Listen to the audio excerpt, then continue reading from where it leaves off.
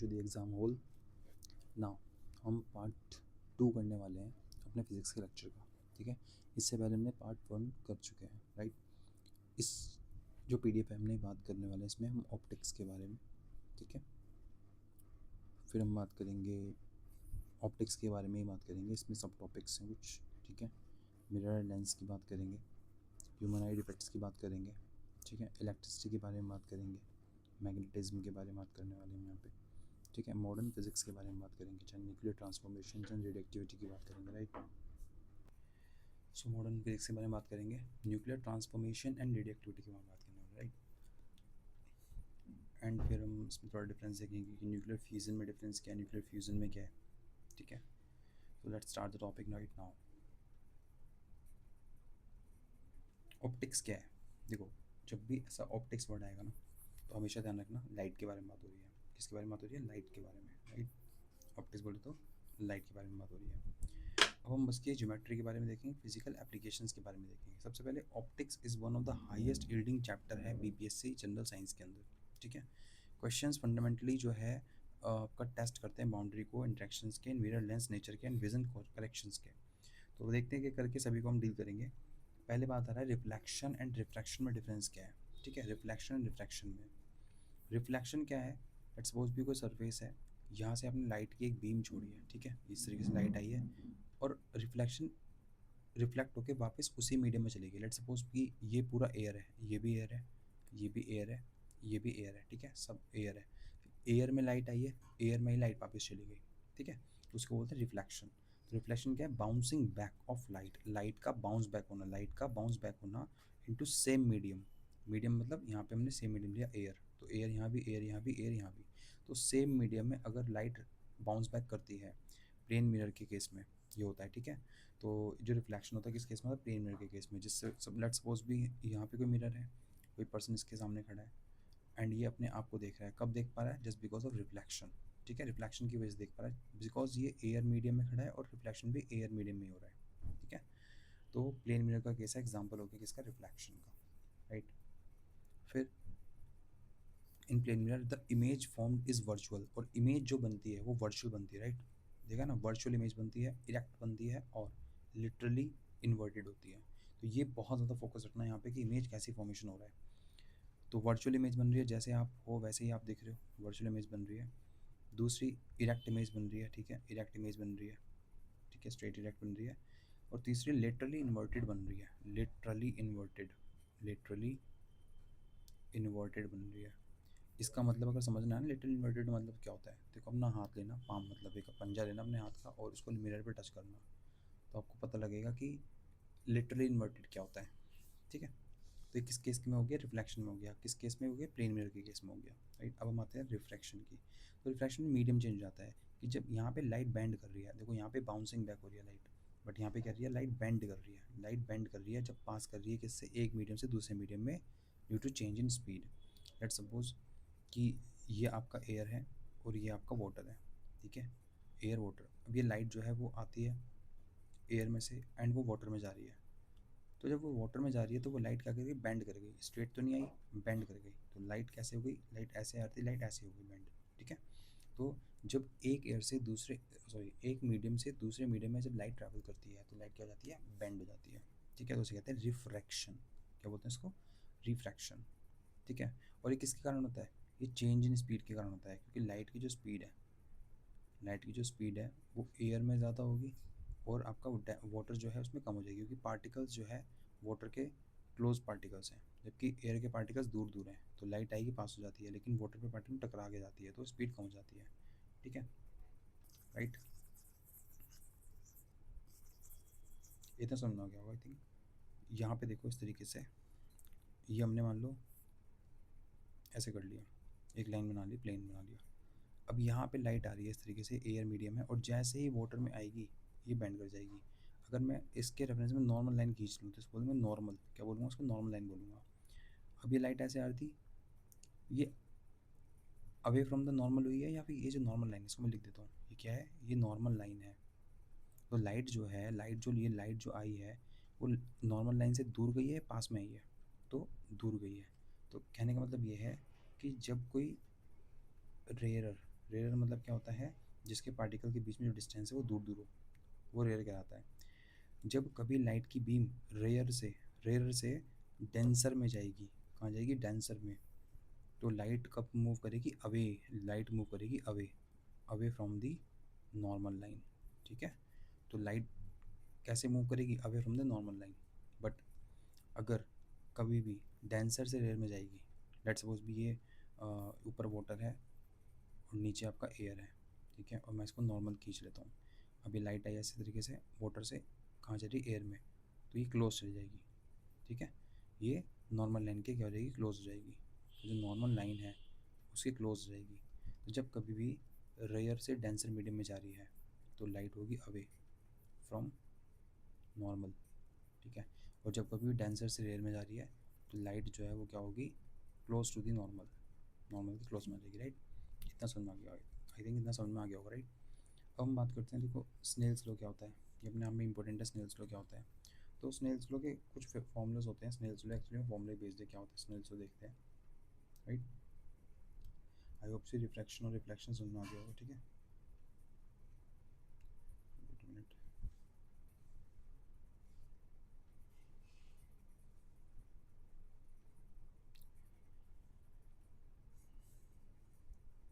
तो यहाँ पे हम किसकी बात कर रहे हैं, स्नेल्स लॉ की बात कर रहे हैं, ठीक है। अरे वो वाला स्नेल नहीं है जो असल घूमता है, वो स्नेल नहीं है, राइट, ठीक है। तो स्नेल लॉ को, स्नेल्स लॉ को कैसे निकालोगे आप, ठीक है, बस फॉर्मूला याद कर लेना, क्योंकि हमारे पास इतना टाइम नहीं है कि पूरा मतलब करने बैठेंगे यहाँ पे, ठीक है, थोड़ा बहुत सारा टाइम लग जाएगा फिर पूरी फिजिक्स समझने के लिए।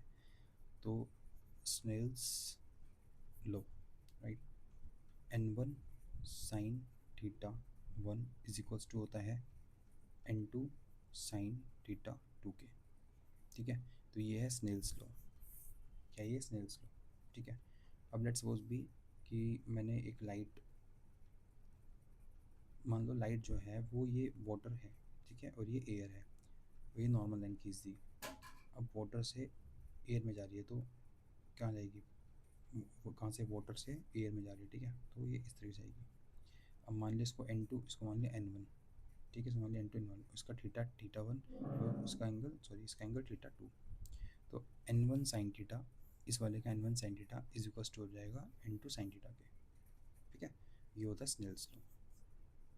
लेट्स सपोज भी ये आ रही है, ये n1 मान लिया और ये डाइवर्ट होगी n2 मान लिया।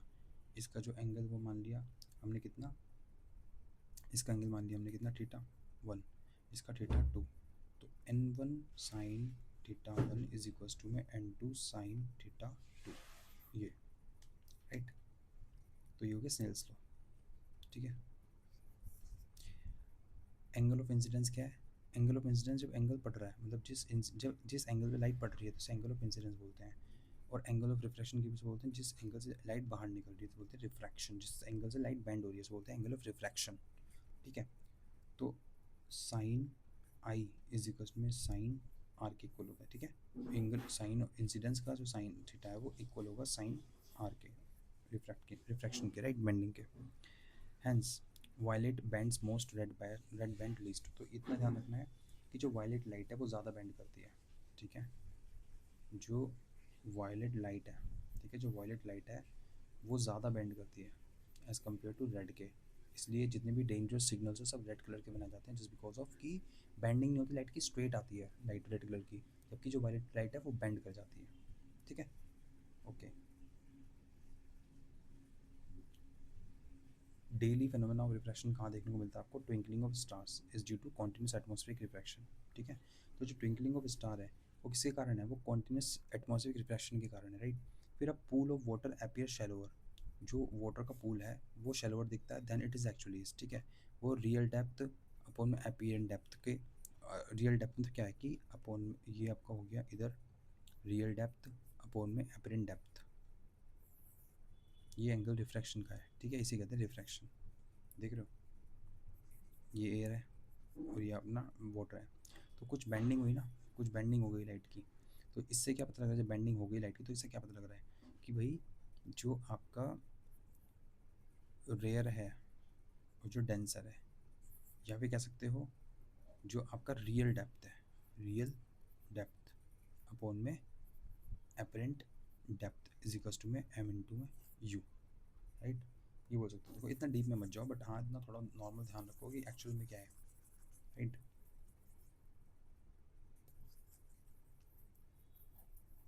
तो इसकी एप्लीकेशन पता लग गई ना।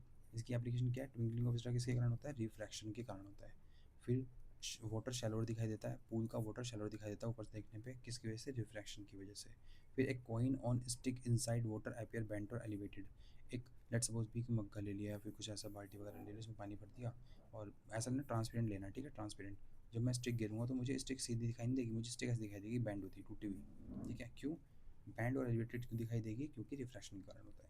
तो अगर सिक्का गिर दिया तो वो ऊपर दिखेगा, थोड़ा सरफेस से थोड़ा ऊपर दिखेगा, सिक्का गिर दिया लाइक समथिंग, और स्टिक गिर दो वो बैंड दिखाई देगी। तो क्यों दिखाई देगी, just because of reflection, right.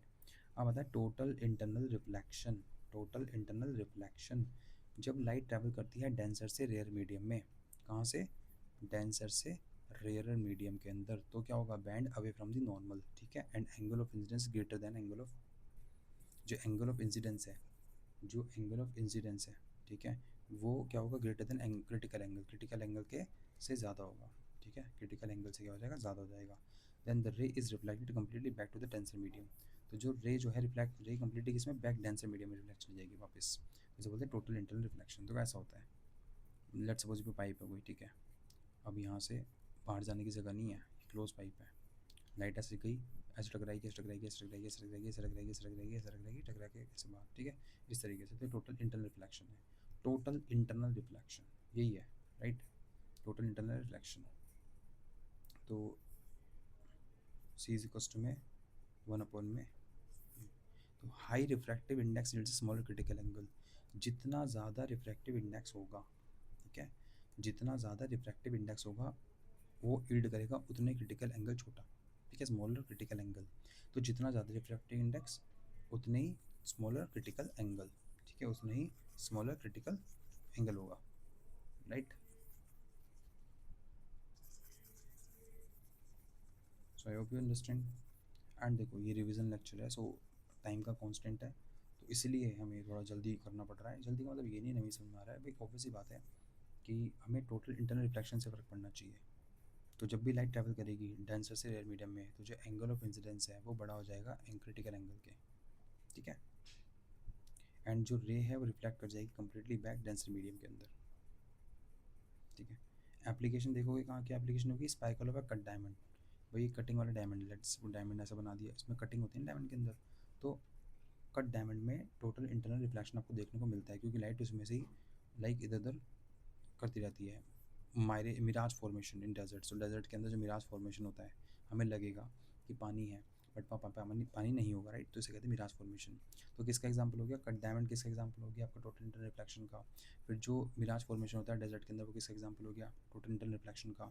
कब होता है ये, हॉट समर के दौरान होता है, transmission of signal through optical fibre. अब यहाँ से जो ऑप्टिकल फाइबर में से हम सिग्नल ट्रांसफ़र कर रहे हैं, जो आपके घर में लगी रहती है ना फाइबर्स, जियो फाइबर वगैरह, तो इसी का एग्जांपल है, उसमें यही एप्लीकेशन यूज़ होती है, total internal reflection, right. Losses signal communication working at endoscopy probe, जो मेडिकल लाइन में जो होता है एंडोस्कोपी करते हैं, लाइक जैसे पाइप वायर डाल के देखते हैं, चेक करते हैं, कैमरा डाल के देखते हैं, तो वो भी आपका टोटल इंटरनल रिफ्लेक्शन पे ही बेस्ड है। तो just because application based question आते हैं तो उस पर थोड़ा ध्यान रखना, राइट। तो हमने देख लिया टोटल इंटरनल रिफ्लेक्शन क्या होता है, उसकी एप्लीकेशन क्या क्या हैं, राइट। चलो आगे बढ़ते हैं, मिरर एंड लेंस की बात करेंगे। तो एक है कॉनकेव मिरर, एक है कॉन्वेक्स मिरर, एक है कॉनकेव लेंस, दूसरा है कॉन्वेक्स लेंस, ठीक है। तो एक मिरर की बात करेंगे, फिर हम बात करेंगे लेंस की। तो पहले हम बात करते हैं मिरर की। मिरर इमेज कैरेक्टरिस्टिक्स, अगर हम कॉनकेव मिरर की बात करें, अगर हम कॉनकेव मिरर की बात करते हैं तो रियल एंड इन्वर्टेड बनती है मोस्टली, ठीक है। मोस्टली कैसी इमेज बनेगी, real and inverted. Virtual and magnified कब, जब ऑब्जेक्ट इज क्लोज्ड होगा, ठीक है, जब ऑब्जेक्ट जो है क्लोज होगा तब बनेगी आपकी वर्चुअल एंड मैग्नीफाइड। की प्रैक्टिकल यूज़ क्या है, तो अब यहाँ पे ये पूछ रहेगा शेविंग मिरर्स में कौन सा मिरर यूज़ होता है, कॉनकेव मिरर, ठीक है, कॉनकेव मिरर। जब हमारे फादर शेव करते हैं, हम भी लोग शेव करते हैं, तो हम कौन सा मिरर यूज़ करते हैं, कॉनकेव मिरर का यूज़ करते हैं। डेंटिस्ट मिरर भी कॉनकेव मिरर होता है, सोलर फर्नांस भी कॉनकेव मिरर का होता है, एंड कार हेडलाइट्स भी क्या होती हैं, कार की हेडलाइट कॉनकेव मिरर्स की होती हैं, ठीक है। तो कॉनकेव मिरर का क्या क्या बनता है, देखो यहाँ पे एक चीज़ लिखी है, वर्चुअल एंड मैग्नीफाइड। जैसा ऑब्जेक्ट है वैसे ही दिखाएगा, ठीक है, जैसा ऑब्जेक्ट है वैसे ही दिखाई देगा और मैग्नीफाइड दिखाई देगा। एक डेंटिस्ट को कैसा मिरर चाहिए अपने पेशेंट्स के लिए, क्योंकि दांत तो छोटे छोटे होते हैं, उसको बड़ा उसमें देखना है थोड़ा, तो वो कौन सा यूज़ करेगा, कॉनकेव मिरर। तो कॉनकेव मिरर हम कहते हैं डाइवर्जिंग मिरर, वो डाइवर्स करके दिखाता है, ठीक है। एंड सोलर फर्नासिस भी उसको ज़्यादा सरफेस चाहिए ताकि टेम्परेचर बराबर मिले। कार हेडलाइट को भी चाहिए कि पूरा प्रॉपर ही वो हेडलाइट, कार की हेडलाइट प्रॉपर लाइट को स्प्रेड करे, तो भी कॉनकेव मिरर का यूज़ होता है। तो जब भी हमें एक ज़्यादा की डिमांड होगी, जब हमें ज़्यादा एरिया कवर करना होगा, तो क्या होगा, कॉनकेव मिरर होगा यूज़, ठीक है। कॉन्वेक्स मिरर कब होगा, जब हमें फोकस करना होगा।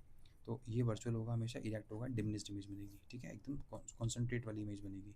और रियर व्यू मिरर इन व्हीकल, हमें यहाँ पे कॉन्सेंट्रेट करना पड़ता है कि कौन सी गाड़ी पीछे आ रही, कौन सी गाड़ी नहीं आ रही, तो हम यहाँ यूज़ करते हैं कॉन्वेक्स मिरर। तो एक कार है, ठीक है, एक कार के अंदर दोनों टाइप के मिरर यूज़ होते हैं। अगर हम हेडलाइट की बात करते हैं कार की, तो हम यूज़ करते हैं कॉन्वेक्स मिरर, ठीक है। हेडलाइट में कौन सा मिरर होता है, कॉन्वेक्स मिरर, लेकिन साइड वाला मिरर में कौन सा यूज़ होता है, कॉनकेव मिरर। ओ अपोजिट हो गया, सॉरी, ठीक है। जो हेडलाइट होती है उसमें हम कॉनकेव यूज़ करते हैं, हेडलाइट में क्या यूज़ करते हैं, कॉनकेव। और जो आपका साइड व्यू मिरर है उसमें हम कॉन्वेक्स मिरर यूज़ करते हैं, ठीक है, ओके।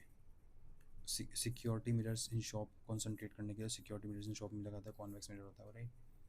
तो जब भी आपको एक कुछ डाइवर्स करके दिखाना है, तो यहाँ पे आएगा कॉनकेव मिरर, ठीक है। जब भी कॉन्वेक्स की बात आएगी तो वो क्या करेगा, डिमिनिश्ड इमेज बनाएगा। और रियर व्यू मिरर का एग्जांपल हो गया व्हीकल का, और आपका शॉप्स के अंदर सिक्योरिटी मिरर्स होते हैं वो एग्जांपल हो गया। अब आता है कॉनकेव लेंस, हमेशा वर्चुअल इमेज बनेगा, इरेक्ट बनेगा, डिमिनिश्ड बनेगा, ठीक है। डाइवर्जिंग लेंस कहते हैं कॉनकेव लेंस को, ठीक है। तो कॉनकेव लेंस को क्या बोलते हैं, diverging lens. Use to correct myopia, myopia को करेक्ट करने के लिए काम में आता है। और मायोपिया को शॉर्ट साइटेडनेस बोलते हैं। मतलब नाम तो देखो शॉर्ट साइटेडनेस है, बट इसमें दूर की नज़र ख़राब हो जाती है। तो मायोपिया में क्या होता है, दूर की नज़र ख़राब हो जाती है, जिसको ठीक करने के लिए कौन सी लेंस का यूज़ करते हैं, कॉनकेव लेंस का यूज़ करते हैं, ठीक है। कौन सी लेंस का यूज़ करते हैं, कॉनकेव लेंस का यूज़ करते हैं। फिर कॉन्वेक्स लेंस का, ये रियल इन्वर्टेड इमेज बनाएगा, virtual magnified depending on the distance, converging lens बोलते हैं इसको। तो क्या इंपॉर्टेंट क्या है, इंपॉर्टेंट कुछ इस तरीके से है कि लेंस का नाम, लेट्स सपोज ये कॉनकेव मिरर हो गया, यहाँ शेविंग मिरर यूज़ करते हैं इसमें, कॉनकेव में शेविंग मिरर का एग्जांपल आ गया, डेंटिस्ट मिरर्स का एग्जांपल आ गया, सोलर फर्नासिस का एग्जांपल आ गया, कार हेडलाइट्स का एग्जांपल आ गया। जबकि कॉनकेव मिरर की बात करें तो रियर व्यू मिरर की बात करते हैं व्हीकल्स के अंदर, उसमें एग्जांपल हो गया इसका सिक्योरिटी मिरर्स इन शॉप्स का एग्जांपल हो गया, ठीक है। कॉनकेव लेंस का अगर हम बात करते हैं तो ये डाइवर्जिंग लेंस है, डाइवर्स करके दिखाएगा। तो myopia is an example of, मतलब मायोपिया जो है करेक्ट, अगर मायोपिया को करेक्ट करना है तो हमें क्या चीज़ चाहिए, कॉनकेव लेंस चाहिए। अगर हमें हाइपरोपिया को करेक्ट करना है तो हमें क्या चाहिए, कॉन्वेक्स लेंस चाहिए, ठीक है। कॉन्वेक्स लेंस कन्वर्जिंग लेंस होता है। कन्वर्जिंग लेंस, ठीक है, कन्वर्जिंग लेंस तो कॉन्वेक्स कन्वर्जिंग लेंस, ठीक है। Convex converging lens and concave diverging lens, right, right. तो इतना थोड़ा समझ में आ गया होगा आपको।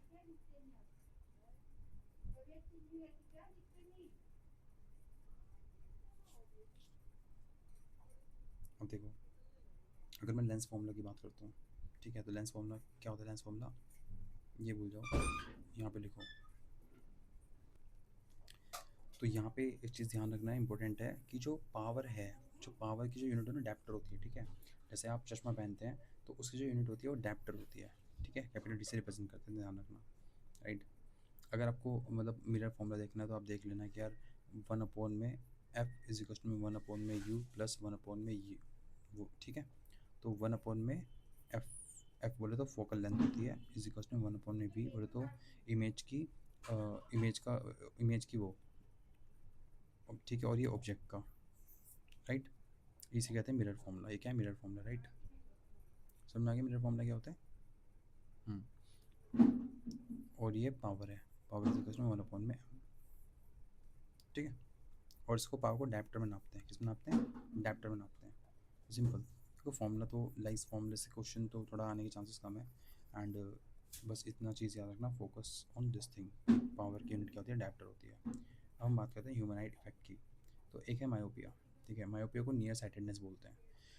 अगर कोई एक, जब हम पढ़ते थे ना, तो जब मैं पढ़ता था, सॉरी कोई भी 5 साल 5 ईयर्स बैक आई थिंक, तो सर ने बताया था जब कोचिंग ले रहे थे, कोचिंग इन द सेंस में जब मैं उसकी कोचिंग ले रहा था, किसकी, नीट वगैरह की, राइट।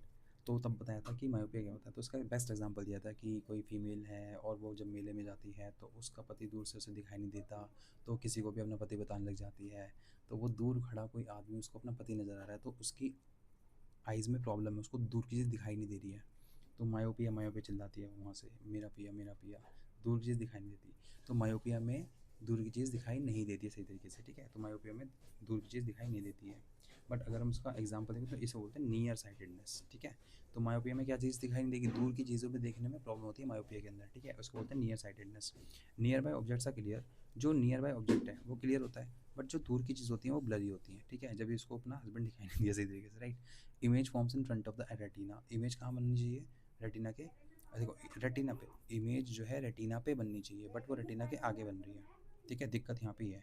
तो मायोपिया के केस में इमेज बननी चाहिए जस्ट रेटिना के ऊपर, बट कहाँ बन रही है, रेटिना के आगे। तो this the thing due to eyeball elongation और एक्सेसिव कर्वेचर, किसके कारण हो सकता है ये, आईबॉल के एलोंगेशन के कारण हो सकता है और एक्सेसिव कर्वेचर के कारण हो सकता है। करेक्ट कैसे करेंगे, पहले बता चुके हैं, कॉनकेव लेंस का यूज़ करके हम मायोपिया को करेक्ट करते हैं, ठीक है। तो अगर कोई लेडीज़ दूर से देख के किसी भी पुरुष को अपना पति बता रही है, उसे मायोपिया की प्रॉब्लम है, तो उसको क्या गिफ्ट दोगे आप, उसको गिफ्ट दोगे आप कॉनकेव लेंस, राइट। अब आता है हाइपरोपिया या हाइपरमेट्रोपिया, इसे बोलते हैं फार साइटनेस में, यहाँ पे पास की चीज़ दिखाने में प्रॉब्लम होती है, राइट। जैसे कि डिस्टेंट ऑब्जेक्ट आर क्लियर, जो दूर के ऑब्जेक्ट है तो अच्छे से दिखेंगे, बट जो नियर बाय ऑब्जेक्ट्स है वो ब्लरी दिखेंगे। इमेज बनती है कहाँ पे, बिहाइंड द रेटिना, रेटिना के पीछे, रेटिना के पीछे। लेट्स सपोज भी यहाँ पे रेटिना यहाँ बननी चाहिए इमेज, बट कहाँ बन रही है, रेटिना के पीछे बन रही है। कैसे करेक्ट करोगे, कॉन्वेक्स लेंस। तो बेसिकली जो भी स्टूडेंट, जैसे हम लोग स्टूडेंट्स वगैरह हैं, हम एस्पायरेंट्स हम, ठीक है, तो हम क्या करते हैं, ज़्यादा हमें पढ़ना पड़ता है, तो हम जो हमारी पास की नज़र है ना वो अच्छी रहती है, जस्ट बिकॉज हम फोकस करके पढ़ते रहते हैं, लेकिन दूर की नज़र ख़राब हो जाती है, तो फिर हमें भी मायोपिया की प्रॉब्लम होती है, राइट। समझ में आ गई। अब आता है presbyopia. So age related loss of accommodation capacity corrected विया बाइफोकल लेंस। तो जो आपका प्रेसबायोपिया है वो एज रिलेटेड इश्यूज़ है। एज के साथ साथ क्या होता है, जो एकोमोडेशन कैपेसिटी होती है, ठीक है, मसल्स की, वो थोड़ा कमज़ोर हो जाती है। और ये कैसे करेक्ट होगा, ये फोकल बायोफोकल लेंस, मतलब यहाँ पे दोनों लेंस चाहिए होते हैं, मेट्रोपिया, कॉन्वेक्स एंड कॉनकेव दोनों लेंस चाहिए, right. Okay. Electricity and magnetism की बात करेंगे। So electrodynamics and current logic, electrodynamics and current logic, sorry circuit logic, current logic, circuit logic. अब आता है करंट की हम बात करेंगे, ओम्स लॉ की बात करेंगे, रेजिस्टेंस की बात करेंगे, राइट। तो इलेक्ट्रिक करंट को हम रिप्रेजेंट करते हैं आई से, ठीक है। क्या होता है इलेक्ट्रिक करंट, जिस रेट से चार्ज फ्लो हो रहा है, ठीक है, जिस रेट से चार्ज फ्लो हो रहा है उसे बोलते हैं क्या, इलेक्ट्रिक करंट, ठीक है। तो इलेक्ट्रिक करंट कुछ नहीं है, चार्ज का फ्लो है, तो किस रेट से चार्ज फ्लो हो रहा है, तो आई इज इक्वल्स टू में क्यू अपॉन में टी, ठीक है। ऐसे लिख सकते हो, I electric current is equals to में चार्ज अपॉन में टाइम, ये इसका फॉर्मूला हो गया। यूनिट क्या है, एम्पियर। तो इलेक्ट्रिक करंट की यूनिट क्या होती है, एम्पियर। और किस तरीके से मेजर करोगे आप, कौन सा डिवाइस है उसका नाम क्या है, एमीटर। तो जो एमीटर है वो किसको मेजर करता है, इलेक्ट्रिक करंट को मेजर करता है। और एमीटर हमेशा किस में जॉइंट होगा, सीरीज में जॉइंट होगा, ठीक है। Ideal ammeter has zero distance, और एक आइडियल एमीटर जो है उसके पास जीरो डिस्टेंस होना चाहिए, राइट। समझना की बात, कि सीरीज़ क्या होती है, ये रही सीरीज़, ठीक है, लगातार एक के बाद एक जॉइंट हो रहा है तो वो सीरीज़ में है, तो एमीटर हमेशा सीरीज़ में ही जॉइंट होते हैं। अब आता है ओम्स लॉ। कुछ नहीं, ओम्स लॉ का फॉर्मूला है वी इज इक्वल्स टू में आई आर, ठीक है। जो potential difference across a conductor is directly proportional to current flowing through it at a constant temperature. तो अगर जब हम ओम्स लॉ की बात करेंगे तो यहाँ पे फोकस ये रखना है कि कांस्टेंट टेम्परेचर देखना है हमें, यहाँ पे क्या देखना है, कांस्टेंट टेम्परेचर। क्या देखेंगे हम यहाँ पे, हम यहाँ पे देखेंगे कांस्टेंट टेम्परेचर, कांस्टेंट टेम्परेचर, ठीक है। ये वी क्या है, V is a potential difference, V क्या है, पोटेंशियल डिफरेंस, ठीक है। क्या होता है, जब भाई कोई बैटरी लेके आते हो, निप्पो का सेल लेके आते हो, तो एक पॉजिटिव चार्ज होता है, एक नेगेटिव चार्ज होता है। जितना ज़्यादा पॉजिटिव चार्ज है उतना नेगेटिव चार्ज, तो ये डिफरेंस बना रहेगा, ठीक है। ये पॉजिटिव ये नेगेटिव डिफरेंस बनाएगा, इसे बोलते हैं पोटेंशियल डिफरेंस। क्या बोलते हैं, potential difference, right. Potential difference किसके इक्वल होगा यहाँ पे, आई के, मतलब करंट के, जो करंट फ्लो हो रहा है उसके पोटेंशियल डिफरेंस डायरेक्टली प्रोपोर्शनल है और रेजिस्टेंस के प्रोपोर्शनल है, राइट। समझ में आ गया। पोटेंशियल डिफरेंस कंडक्टर के क्रॉस डायरेक्टली प्रोपोर्शनल होता है करंट के, जो कि इसके अंदर फ्लो हो रहा है, और किस टेम्परेचर यहाँ पे होना चाहिए, कांस्टेंट होना चाहिए टेम्परेचर, ठीक है। तो ऐसा होना चाहिए, वी डायरेक्टली प्रोपोर्शनल टू आई, और इसको हटाने के बाद हमें क्या मिलता है, आई इज इक्वल्स टू आर, ठीक है। तो वी इज इक्वल्स टू में आई आर प्रॉपर मिल जाता है। तो ये है ओम्स लॉ, क्या है ये, ओम्स लॉ, राइट। तो क्या हो गया, ये ओम्स लॉ हो गया, ठीक है। अब बात करते हैं रेजिस्टिविटी की, जिसे बोलते हैं नोट, ठीक है। इसको ऐसा भी बोल सकते हो रेजिस्टिविटी को। तो प्रॉपर्टी ऑफ मटेरियल है। तो बेसिकली जो रेजिस्टिविटी है वो किसके ऊपर बेस्ड होती है, वो मेटल की प्रॉपर्टी है। जैसे मान लो लेट्स सपोज भी कोई मेटल मैंने ए ले लिया, ये मैंने कोई बी मटेरियल ले लिया, तो रेजिस्टिविटी किस पे डिपेंड करेगी, मटेरियल पे डिपेंड करेगी, ठीक है, मेटेरियल पे डिपेंड करती है, right. Okay, unit of resistivity क्या होती है, ओमेगा, राइट। तो रेजिस्टिविटी की यूनिट क्या होती है, ओमेगा। रेजिस्टिविटी डिपेंड करता है केवल मटेरियल पे, टेम्परेचर पे। तो बताओ रेजिस्टिविटी किस पे डिपेंड करता है, रेजिस्टिविटी डिपेंड करेगा ओनली ऑन मटेरियल पे एंड टेम्परेचर पे, does not change with structural modification of length और एरिया। लेट्स सपोज भी कोई इतना बड़ा एरिया ले लिया इसके, मतलब कोई भी ये ले लिया मैंने, कोई लेंथ ले ली, ये एल है, मतलब 5 सेंटीमीटर की, और ये मैंने 6 सेंटीमीटर की ले ली, तो बताओ रेजिस्टिविटी पे क्या फ़र्क पड़ेगा। तो इसी को मैंने खींच के 6 सेंटीमीटर कर दिया, तो पहले 5 सेंटीमीटर, बताओ रेजिस्टिविटी पे क्या फ़र्क पड़ेगा। रेजिस्टिविटी पे कुछ फ़र्क नहीं पड़ेगा, क्योंकि रेजिस्टिविटी डिपेंड करती है टेम्परेचर एंड मटेरियल पे जस्ट, ना कि उसकी लेंथ पे, ना कि उसके एरिया पे। तो रेजिस्टिविटी डिपेंड नहीं करती किस पे, लेंथ पे नहीं करती और एरिया पे नहीं करती, ये इंपॉर्टेंट है। फिर रेजिस्टेंस की बात करते हैं, कॉम्बिनेशन हीटिंग इफेक्ट्स की बात कर लेंगे। तो सीरीज़ कॉम्बिनेशन क्या है, जब आप रेजिस्टेंस को, लेट सपोज भी ये देखो, ये है ना, ये देख रहे हो आप, ये आपने क्या किया, ये रेजिस्टेंस को आपने सीरीज़ में जोड़ दिया, लगातार जोड़ दिया, तो ये सीरीज़ कहलाता है। सीरीज़ में कैसे रेजिस्टेंस प्लस होते हैं, तो आर इज इक्वल टू में R1 प्लस R2, जितने भी रेजिस्टेंस, लेट सपोज मैंने एक रेजिस्टेंस यहाँ बना दिया, फिर एक बना दिया, तो ये 3 हो गया, 4 हो गया, तो आर इज इक्वल टू में R1 plus R2 plus R3 plus R4, ऐसे सिंपली सीरीज़ में कैसे प्लस हो जाते हैं, ठीक है। करंट रिमेन कॉन्स्टेंट, और सीरीज़ में क्या होता है, करंट हमेशा कॉन्स्टेंट होता है, ठीक है। करंट क्या होता है, हमेशा कॉन्स्टेंट होगा। तो सीरीज़ में करंट हमेशा कॉन्स्टेंट होता है, ये चीज़ ध्यान रखनी है। सीरीज़ में हमेशा करंट कैसे होता है, कॉन्स्टेंट होता है। और आपका क्या होता है, रेजिस्टेंस इंक्रीज़ करती है, ठीक है, रेजिस्टेंस इंक्रीज़ कर जाती है। ओके, पैरेलल कॉम्बिनेशन में क्या है कि 1/में R इज इक्वल टू 1/में R1 प्लस 1/में R2, ये इस तरीके से कैलकुलेट होता है। जैसे कि ये आपका पैरेलल अगर देखेंगे कैसे जॉइंट होता है, पैरेलल में R1 इस तरीके से, इसके नीचे R2 होगा, तो ये पैरेलल है। एक कोड लगाता हूँ मैं, R3 हो जाएगा, इसके नीचे हो जाएगा। कैसे इसको कलेक्ट, मतलब कैसे इसको सॉल्व करेंगे, इसको सॉल्व करने का तरीका क्या है कि लेट्स सपोज भी आपको R1 दे रखा है 5 ओम, और ये क्या होता है, ये ओमेगा नहीं, ओम है, ठीक है, ओम, रेजिस्टिविटी ओम होती है, तो रेजिस्टिविटी यूनिट क्या है, ओम है, और ये आपका 4 हो गया, 4 ओम। तो अब मैं पैरेलल में देख रहा हूँ, तो 1/में R इज इक्वल टू में 1/में R1 प्लस 1/में R2, तो 1/में R इज इक्वल टू में पहला R1 कितना है 5, तो 1/में 5 ओम प्लस 4 1/में 4, कैलकुलेट कर लेना, और ये R निकल जाएगा। तो ये है पैरेलल का केस। बट अगर ये सीरीज़ में होता, ये 5 होता, ये 4 होता, तो सीरीज़ में क्या होता, simple 5 plus 4 is equal to में 9, तो R इज इक्वल टू में 9 हो जाता, सिंपल, ठीक है। अब क्या है, हम्म, ठीक है, ओके। पैरेलल में हमने देखा करंट यहाँ पे चेंज रहेगा, वोल्टेज सेम रहेगी, करंट जो है वो चेंज हो जाएगा, ठीक है। तो सीरीज़ में करंट सेम रहता है और रेजिस्टेंस इक्विवेलेंट इंक्रीज करती रहती है, ठीक है। लेकिन अगर हम पैरेलल कॉम्बिनेशन की बात करते हैं, यहाँ पे करंट जो है वो चेंज नहीं होगा, वोल्टेज जो है वो कांस्टेंट रहेगी यहाँ पे, ठीक है, वोल्टेज कांस्टेंट रहेगी।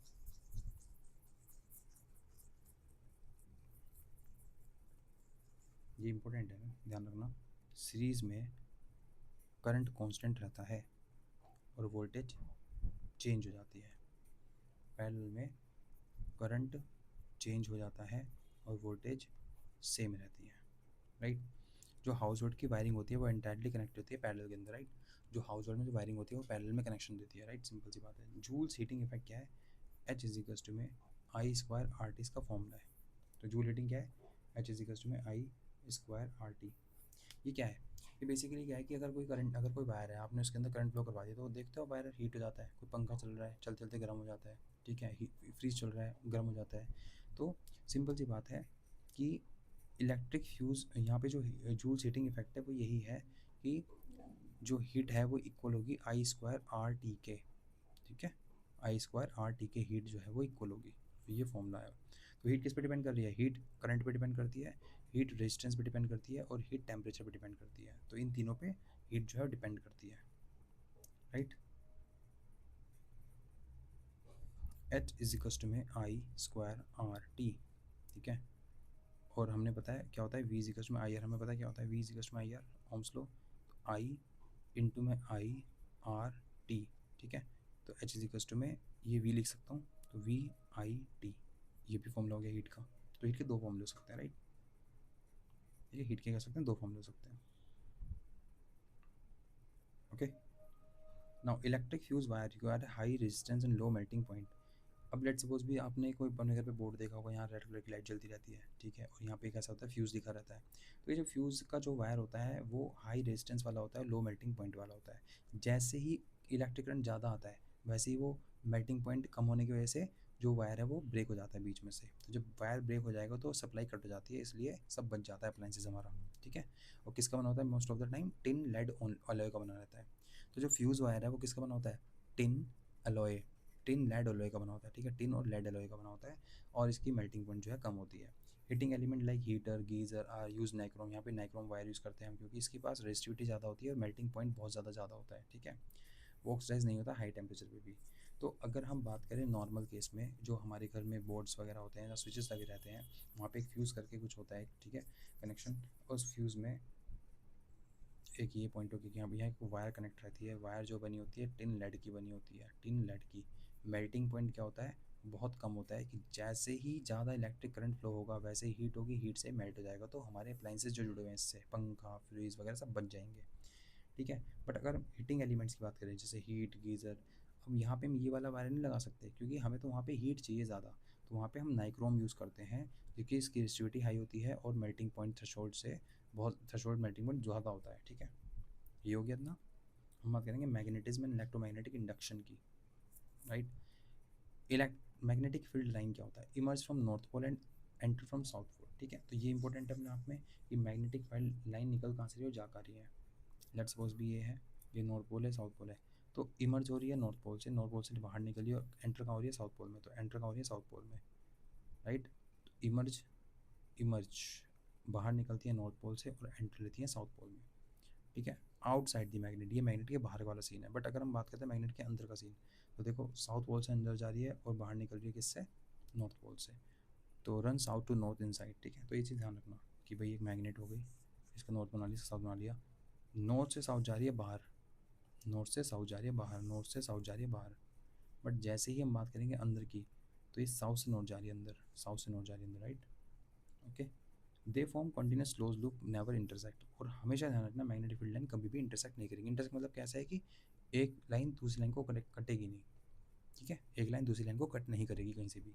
अब बताइए इलेक्ट्रोमैग्नेटिक इंडक्शन क्या होता है, इलेक्ट्रोमैग्नेटिक इंडक्शन डिस्कवर्ड, सॉरी, तो जो इलेक्ट्रोमैग्नेटिक इंडक्शन है वो डिस्कवर किया गया था माइकल फ्राइडे के द्वारा, ठीक है, माइकल फ्राइडे बोलते हैं इनको। तो जो इलेक्ट्रोमैग्नेटिक इंडक्शन है वो डिस्कवर किया गया था माइकल फ्राइडे के द्वारा।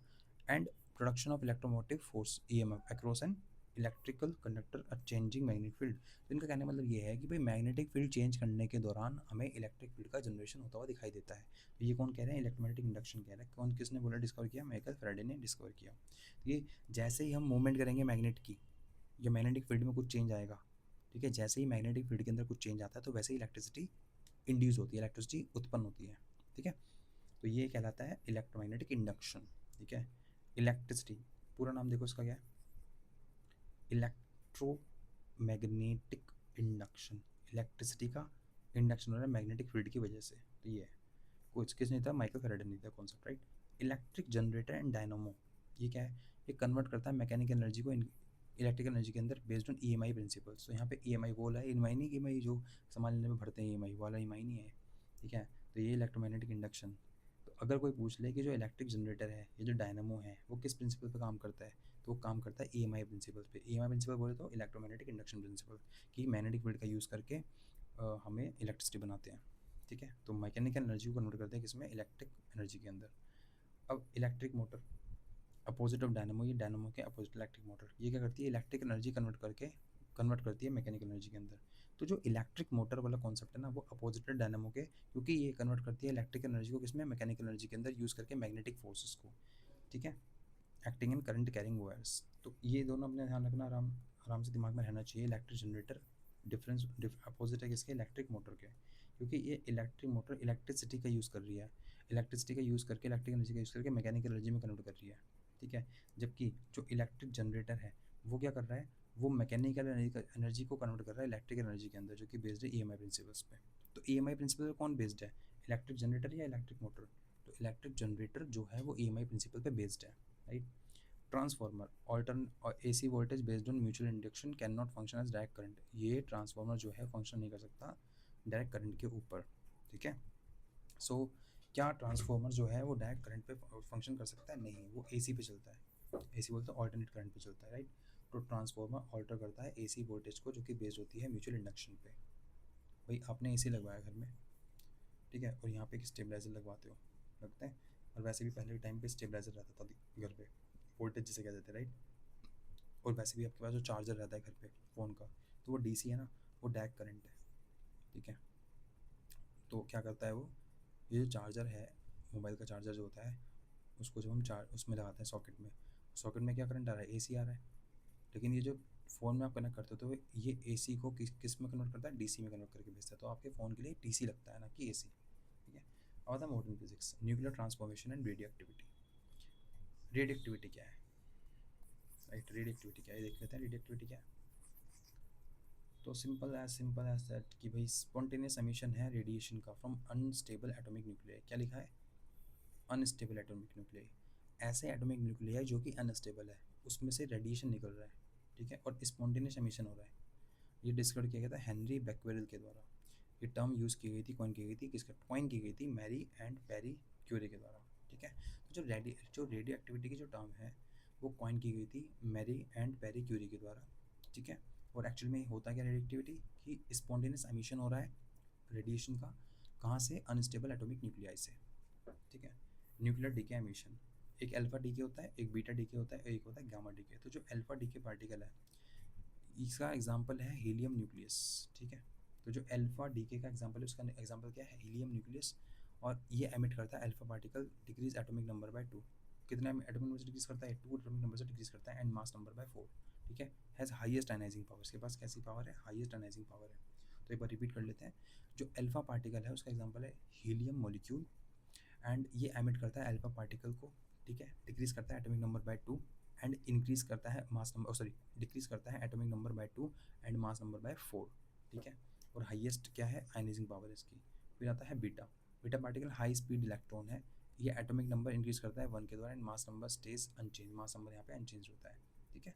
जबकि गामा रेज जो है वो हाई एनर्जी इलेक्ट्रोमैग्नेटिक फोटोन है, यहाँ पे कुछ चार्ज नो चार्ज और मास अल्ट्रेशन, कोई चार्ज और मास का अल्ट्रेशन नहीं होता। हाईएस्ट पेनिट्रेटिंग पावर होती है कैन प्रिस थिक लेड प्लेट, ठीक है। तो हाई प्रिसीजन पावर किसकी है? गामा रेज की। तो अल्फा रे, अगर मैं अल्फा की बात करता हूँ, ठीक है, मैं अल्फा की बात कर रहा हूँ, तो मैंने इसका एग्जांपल लिया कि हीलियम न्यूक्लियस इसका एग्जांपल है। और मैंने कहा कि ये जो हीलियम है, ठीक है, ये एटॉमिक नंबर को तो 2 से रिड्यूस करता है और मास नंबर को 4 से रिड्यूस कर देता है। यहाँ पे एटॉमिक नंबर लिखते हैं, यहाँ पे मास नंबर लिखते हैं। तो जो एटॉमिक नंबर इसको 2 से रिड्यूस कर दिया, मास नंबर को 4 से रिड्यूस कर दिया। जबकि जो बीटा वाला है, जो बीटा है, वो क्या करेगा? ये हाई स्पीड इलेक्ट्रॉन है। क्या ये हाई स्पीड इलेक्ट्रॉन है? उसमें जो एटॉमिक नंबर इंक्रीज होता है बाय 1। यहाँ पे जो एटॉमिक नंबर है, बीटा वाला जो एटॉमिक नंबर है, ये atomic number increase by 1, and यहाँ पे मास नंबर जो है वो अनचेंज रहता है, ठीक है। मास नंबर अनचेंज रहता है, मास नंबर चेंज नहीं होता है। जबकि गामा में क्या होता है? High energy electromagnetic photon. Gamma is ना हाई एनर्जी इलेक्ट्रोमैग्नेटिक फोटोन है गामा, ठीक है। अब कोई चार्ज नहीं है, मास अल्ट्रेशन नहीं है, हाई पेनिट्रेटिंग पावर यहाँ पे देखने को मिलेगी, राइट। ओके, सो नेक्स्ट बढ़ते हैं। सबसे ज़्यादा पेनिट्रेटिंग पावर किसकी होती है? बीटा। अच्छा जी, गामा की होती है, राइट, ध्यान रखना। Okay, nuclear fusion and fusion reaction. देखो, फ्यूजन मतलब ब्रेक करना, फ्यूजन मतलब ज्वाइन करना, ऐड। तो फ्यूजन मतलब होता है ऐड, और फ्यूजन मतलब होता है सब्ट्रैक्ट। कोर प्रोसेस क्या है? एक हैवी अनस्टेबल मॉलिक्यूल स्प्लिट हो रहा है, टूट रहा है ना, तो फ्यूजन मतलब टूटना। टूट रहा है, किसमें टूट रहा है? स्प्लिट हो रहा है लाइटर न्यूक्लियाई के अंदर। तो एक हैवी अनस्टेबल न्यूक्लियस स्प्लिट हो रहा है इनटू लाइटर न्यूक्लियाई के अंदर, जब बम्बार्ड हो रहा है वो लो एनर्जी न्यूट्रॉन्स के साथ। So a heavy unstable nucleus splits into lighter nuclei when bombarded with low energy neutrons. फिर यहाँ पे 2 या 2 से ज़्यादा लाइटर न्यूक्लियाई कंबाइन कर रहे हैं and under extreme heat pressure to form a heavier stable nucleus. तो यहाँ पे इस वाले प्रोसेस में एक हैवी वाला टूट रहा है छोटे छोटे पार्ट में, बट यहाँ पे छोटे छोटे पार्ट मिलकर एक बड़ा पार्ट बना रहे हैं। तो फ्यूजन मतलब होता है जुड़ना, और फ्यूजन मतलब होता है टूट जाना। यहाँ पे इंपॉर्टेंट है कि भाई कौन सा फ्यूल यूज़ करते हैं फ्यूजन के अंदर। यूरेनियम 235 में यूज़ करते हैं, ठीक है। प्लूटोनियम 239 यूज़ करते हैं। बट अगर हम बात करते हैं फ्यूजन में, तो फ्यूजन में हम use sorry sorry sorry sorry change हो गया थिंग। फिज़न में हम यूज़ करते हैं यूरेनियम 235 और प्लूटोनियम 239 हम यूज़ कर रहे हैं फिज़न के अंदर। बट अगर हम फ्यूज़न की बात करें तो वहाँ हम हाइड्रोजन के आइसोटोप्स का यूज़ करते हैं, चाहे वो ड्यूटेरियम और ट्रिटियम। तो फ्यूज़न में हम ड्यूटेरियम और ट्रिटियम को यूज़ करते हैं। एनर्जी ईल्ड की बात करें तो हाई एनर्जी ईल्ड होती है न्यूक्लियर फिजन के अंदर, but less per unit mass compare to fusion. ठीक है, तो जो एनर्जी ईल्ड है न्यूक्लियर फिजन में एनर्जी ईल्ड ज़्यादा है, हाई है, but less per unit mass compare to fusion. अब आता है fusion, extremely high energy release, यहाँ पे बहुत ज़्यादा अमाउंट में एनर्जी रिलीज होगी फ्यूजन के अंदर। तो जब भी फ्यूजन वाली प्रोसेस चलेगी ना, वहाँ पे बहुत ज़्यादा अमाउंट में एनर्जी रिलीज होगी, लेकिन अगर फ्यूजन वाली चलेगी तो वहाँ पे हाई होगी लेकिन कंपेरेटिवली लेस होगी फ्यूजन के। राइट, एप्लीकेशन क्या है, न्यूक्लियर पावर प्लांट में हम फ्यूजन देखते हैं, controlled fusion via cadmium boron control rods rods and atomic bomb. ठीक है, atomic bomb is an example of fusion. ठीक है, एटॉमिक बॉम्ब किसके एग्जांपल है, फिजन का एग्जांपल है। और जो हमारे न्यूक्लियर पावर प्लांट्स है वो फिजन पे वर्क करते हैं। अब यहाँ पे जो फ्यूजन है वो क्या, energy generation in sun and stars. तो जो एनर्जी जनरेशन हो रहा है सन और स्टार के अंदर वो क्या रहा है, न्यूक्लियर फ्यूजन से हो रहा है। हाइड्रोजन बॉम्ब ये न्यूक्लियर फ्यूजन पे डिपेंड करता है या बेस्ड है। तो अगर हम बात करें अपना एटॉमिक बॉम्ब किस पे डिपेंड करता है या किस पे बेस्ड है, तो वो फ्यूजन पे बेस्ड है, टूटने पे बेस्ड है। तो एटॉमिक बॉम्ब किस पे बेस्ड है, फ्यूजन पे बेस्ड है। लेकिन अगर हम बात करें जो हाइड्रोजन बॉम्ब है वो किस पे बेस्ड है, फ्यूजन पे बेस्ड है। ठीक है, मॉडरेटर कूलेंट, यहाँ पे हैवी वाटर चाहिए। ठीक है, जो फिजन रिएक्शन है उसमें हैवी वाटर चाहिए और ग्रेफाइट यूज़ किया जाता है मॉडरेटर की तरह स्लो डाउन करने के लिए फास्ट न्यूट्रॉन्स को। बहुत तेज़ी से न्यूट्रॉन मूव होते हैं। ठीक है, थोड़ा भी अगर पढ़ा होगा, थोड़ा बहुत बेसिक पढ़ा होगा तो आइडिया लग रहा होगा कि बहुत तेज़ी से न्यूट्रॉन मूव होते हैं। ठीक है, अब जितना तेज़ी से न्यूट्रॉन मूव करते हैं हम उसको स्लो डाउन करना है तो हम मॉडरेटर का यूज़ करते हैं, हम ग्रेफाइट का यूज़ करते हैं एज अ मॉडरेटर, और यहाँ पे हैवी वाटर का भी यूज़ करते हैं। बट अगर हम फ्यूजन की बात करते हैं तो यहाँ पे रिक्वायर करता है इमेंस ट्रिगर टेम्परेचर। ठीक है, hence hard to control commercially. तो कमर्शियली कंट्रोल करना बहुत ज़्यादा हार्ड है न्यूक्लियर फ्यूजन को, ये चीज़ ध्यान रखना। राइट, तो ये हो गया आपका कंप्लीट, बहुत ज़्यादा इंपॉर्टेंट स्लाइड है। ठीक है, अब देखो ये बेसिक जो है एक पार्ट 1 है एंड पार्ट 2 सेकंड, ये फिजिक्स खत्म। खत्म इन द सेंस कहने का मतलब है जब आप एग्जाम हॉल के अंदर जाओगे, आप जैसे ही क्वेश्चन देखोगे आपको क्लिक करना चाहिए एंड देन फटाफट आपको टिक मारना है। ठीक है, तो ये उस बेस पे लेक्चर क्रिएट किए गए हैं। ठीक है, देखो यार लास्ट टाइम पे आप पूरा एकदम चट्टा कट्टा रिवाइज नहीं कर सकते पूरा अपना। ठीक है, तो हैंडी नोट्स आपके पास होने ज़रूरी है and it's the most important thing for you कि मैं आपके लिए सब चीज़ लेके आया हूँ। एंड यार आपकी रिस्पॉन्सिबिलिटी भी बनती है, कोई भी आप देख रहे हो, ठीक है, आप सजेस्ट कर सकते हो अपने फ्रेंड्स को। ठीक है, एंड आप ऐसा नहीं है कि मतलब उनके मार्क्स ज़्यादा जाएंगे ऐसे करके, नहीं यार, सब मतलब सबका साथ सबका विकास, नॉट फॉर मोदी वाला concept but it's our concept, our Indian concept. Right, so please try to understand, share it, right, and subscribe my channel. So thank you so much, and ऐसे वीडियोज़ आते रहेंगे। आप प्लीज़ अपना सपोर्ट दिखाइएगा and trust me, जो भी देख रहे हो यार प्लीज़ यार सब्सक्राइब करो एंड लाइक करो एंड शेयर करो। Okay, thank you, bye bye, take care, मिलते हैं नेक्स्ट वीडियो में, वो भी होगी केमिस्ट्री के लिए। Right, so take care, bye bye.